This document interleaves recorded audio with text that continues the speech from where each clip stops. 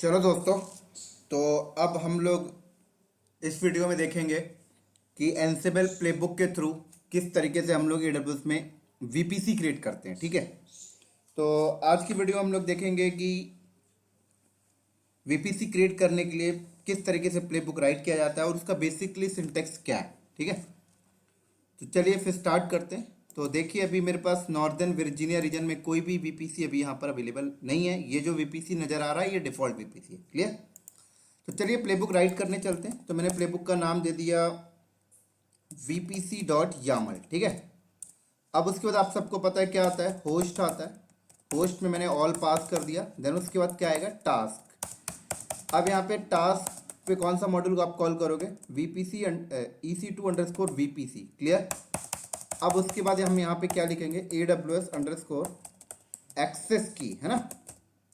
Access की कहाँ से लेके आएंगे, यहाँ आ जाइए, यहाँ चलिए और माई सिक्योर क्रेडेंशियल में जाइए। एक्सेस की पे आए और ये जो डिलीट कर देते हैं जो पहले से बना हुआ है, क्रिएट न्यू एक्सेस की, और ये रहा हमारे पास एक्सेस की मिल गई। परफेक्ट। चलो, ऐसी सीक्रेट की यहाँ पे लिख देते हैं, AWS_सीक्रेट की। परफेक्ट। चलो, ये रही सीक्रेट की।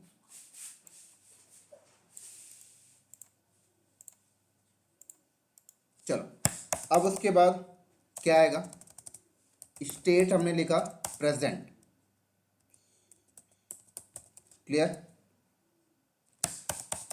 देन उसके बाद आप यहाँ पर वीपीसी का CIDR ब्लॉक दे दीजिए। कीवर्ड होगा CIDR_ब्लॉक, और CIDR ब्लॉक यहाँ पे मैंने दे दिया 172.22.0.0/16। परफेक्ट। उसके बाद आप यहाँ पर रीज़न बता दीजिए कौन से रीजन में आपको वीपीसी बनाना है। तो मैं नॉर्दर्न वर्जीनिया में बना रहा हूँ, तो नॉर्दर्न वर्जीनिया का कोड होता है US-East-1। उसके बाद टैग आप देना चाहते हैं तो यहाँ पे टैग दे सकते हैं। टैग के लिए अब क्या पैरामीटर होगा, रिसोर्स टैग अंडरस्कोर टैग्स, और टैग यहाँ पर मैंने दे दिया प्रोडक्शन वीपीसी, ये मैंने नाम दे दिया। परफेक्ट। ठीक है, अब मैं सबनेट बनाना चाहता हूँ, तो सबनेट के लिए मैंने यहाँ पर आया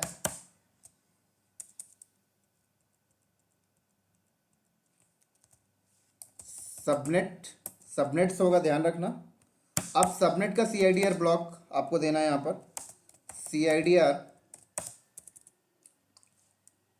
सबनेट का CIDR यहाँ पे आएगा 172.22.1.0/24। ठीक है, अभी सबनेट कौन से जोन में आपको बनाना है वो जोन आप दे दें एजेड करके, लेकिन यहाँ पे जो जोन देंगे वो इस रीजन के अंदर का ही होना चाहिए। ठीक है, तो मैंने यहाँ पे दे दिया US-East-1A। ठीक है, परफेक्ट। आप जोन का नॉर्दर्न वर्जीनिया रीजन में अगर आप जोन के जाके कोड देखेंगे तो उनका कोड आपको ऐसे ही मिलेगा, रीजन और फिर 1A B C D E ऐसे मिलेगा, राइट। अब उसके बाद टैग आप दे सकते हैं, यहाँ पर भी इस सबनेट पे टैग दे देते हैं। तो मैंने यहाँ पे टैग्स दे दिया, जैसे नेम मैंने यहाँ पे बोला web-subnet। परफेक्ट। चलो, अब अगला सबनेट क्रिएट करने जा रहे हैं। इसका CIDR ब्लॉक मैंने यहाँ पर दे दिया 172.22.2.0/24। परफेक्ट। इसे किस जोन में बनाना है वो भी मैंने डिफाइन कर दिया यहाँ पर। इसे बनाना है मुझे US-East-1B जोन में। परफेक्ट। इसे भी टैग हम कर देते हैं, तो ये टैग हमने दे दिया इसे भी, और इससे हमने टैग दे दिया क्या, DB-subnet। परफेक्ट, कोई प्रॉब्लम नहीं। ऐसे एक और सबनेट क्रिएट कर लेते हैं एज अ जंप सबनेट के लिए। तो तीसरा सबनेट CIDR ब्लॉक हमने दे दिया 172.22.3.0/24। एजेड हमने जोन दे दिया US-East-1C। उसके बाद रिसोर्स सॉरी जोन दिया, टैग दे देते हैं इसमें भी, और टैग इस पे हमने दे दिया just like jump subnet. Clear, perfect. थोड़ा और आगे चलते हैं, इसमें इतना हो गया ये। अब हमने यहाँ पे बताया कि यार एक ना IGW भी क्रिएट हो जाए, है ना, और इस VPC के साथ अटैच भी हो जाए। तो इंटरनेट गेटवे भी हम क्रिएट कर लेते हैं, लेकिन गेटवे आपके इसके सीक्वेंस में आना चाहिए, ध्यान रखिएगा।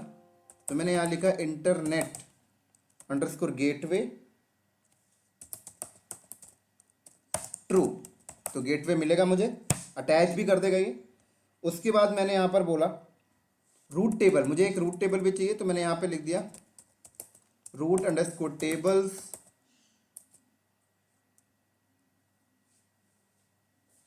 परफेक्ट। अब रूट टेबल पे बनेगा, और मैंने बोला रूट टेबल में सबसे पहले सबनेट एसोसिएट करना, तो मैंने यहाँ पे लिखा सबनेट्स, और बताइए कौन कौन से सबनेट एसोसिएट करने हैं। तो यहाँ पर मैंने बोला पहला ये सबनेट एसोसिएट कर देना, ये वाला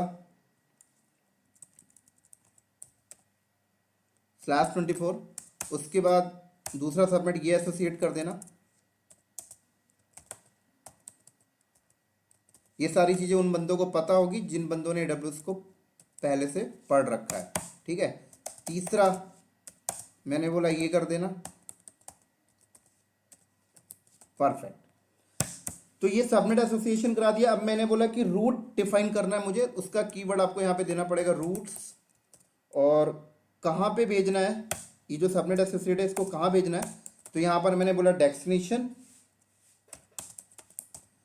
इस डेस्टिनेशन में भेज दो। ये इंटरनेट का वर्ल्ड वाइड एड्रेस मैंने पास कर दिया, और देन उसके बाद मैंने यहाँ पे बोला किस गेट से निकालना है ना, तो मैंने बोला GW गेटवे होगा इसका IGW internet gateway, perfect.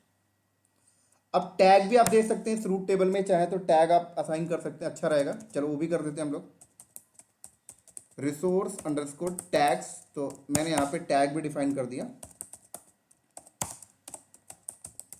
Production hyphen root hyphen tables, perfect. तो एक छोटा सा प्लेबुक है जो VPC क्रिएट करेगा, आप दे सकते हैं, बहुत ही इजी है, कोई डिफिकल्ट नहीं है प्लेबुक राइट करना। यहाँ पर क्या क्या आपने किया, होस्ट में ऑल किया, ऑल मतलब लोकल होस्ट को पिकअप कर लेगा। EC2 अंडरस्कोर VPC मॉड्यूल का कॉल किया हमने, ये state present CIDR block VPC का रीजन टैग, ये सबनेट 3 सबनेट हमने क्रिएट कर रहे हैं, तीनों का अपना अपना टैग हमने दिया, वेब सबनेट, डेटाबेस सबनेट और जंप सबनेट, और ये इंटरनेट गेटवे इसके साथ मिलेगा और अटैच भी हो जाएगा, और एक रूट टेबल, राइट। चलो फिर इसे रन करके दिखाते हैं हम लोग। सेव किया, सबसे पहले मैं AWS पे चलता हूँ। AWS में मैं आपको पहले दिखाता हूँ, कोई VPC अवेलेबल तो नहीं है, दिखा देता हूँ मैं आपको पहले।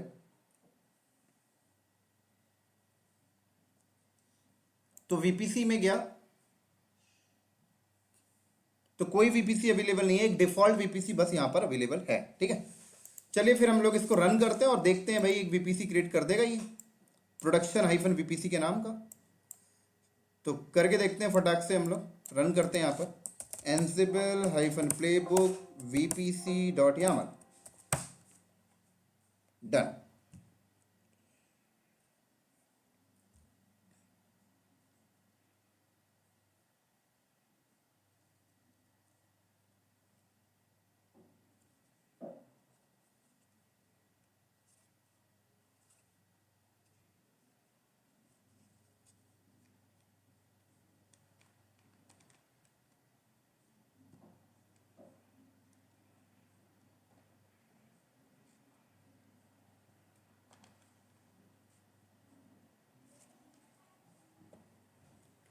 तो रन हो रहा है, ये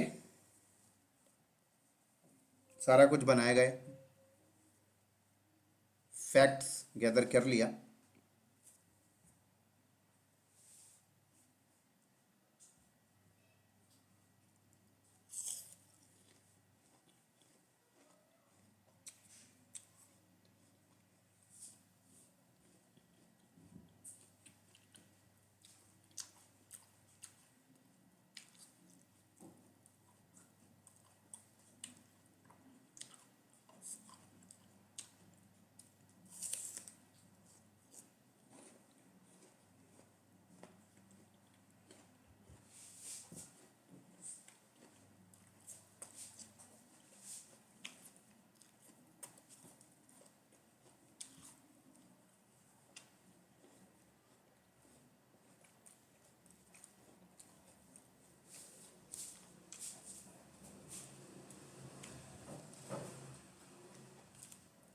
डन हो गया दोस्तों।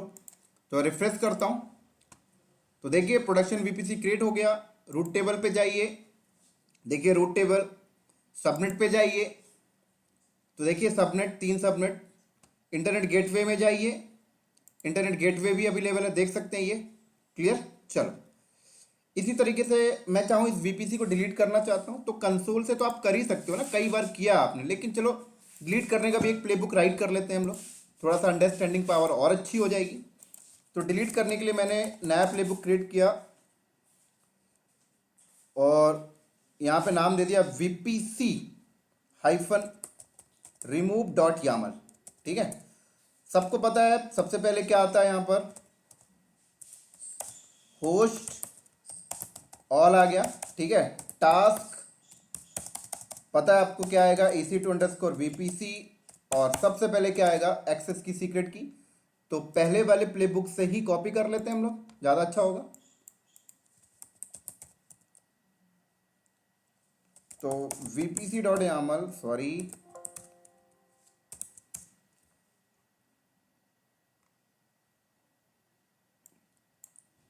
ये लो यहां से मैंने उठाया, ये कॉपी, यहां पर पेस्ट।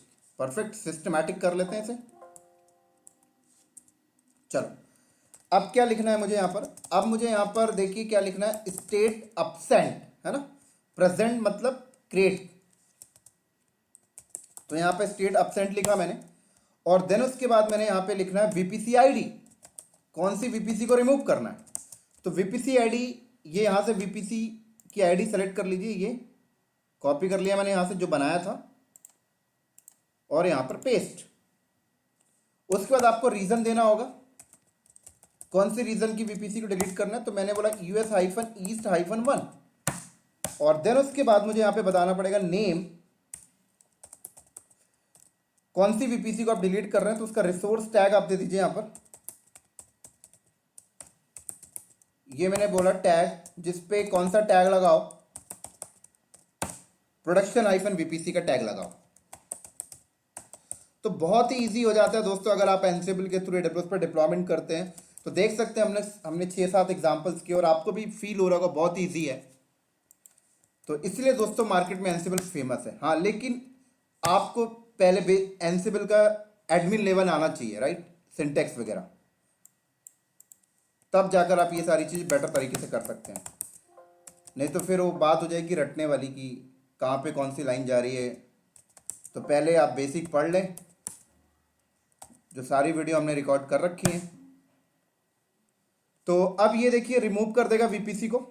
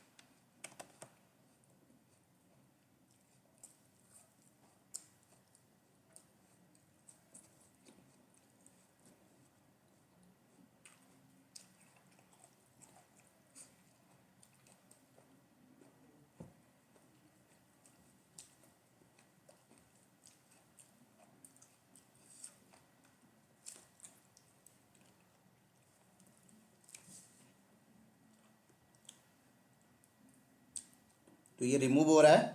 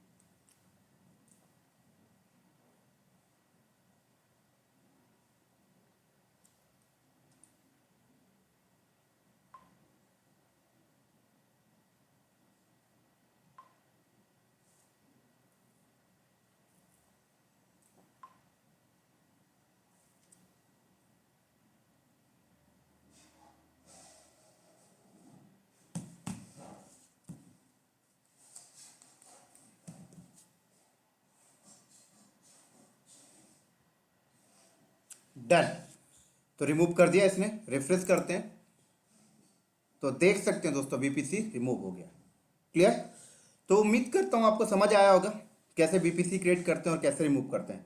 तो ठीक है दोस्तों, फिर इस वीडियो को करते हैं यहीं पर समाप्त और अगले वीडियो में मिलेंगे बहुत ही जल्दी। तब तक के लिए बाय बाय।